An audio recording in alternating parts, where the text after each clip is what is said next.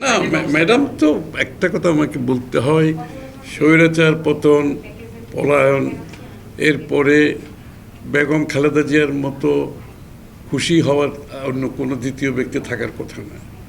ওনার মতো স্যাক্রিফাইস কেউ করেনি।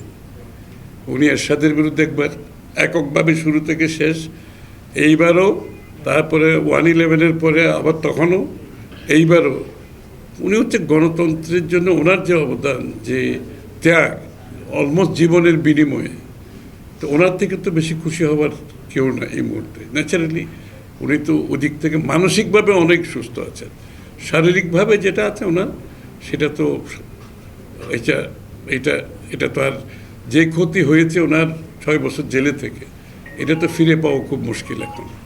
তো উনি স্ট্রাগল করে যাচ্ছেন শারীরিকভাবে, মানসিকভাবে শান্তিতে আছেন, স্বস্তিতে আছেন। দেশটাকে গণতন্ত্রের দিকে যাচ্ছে।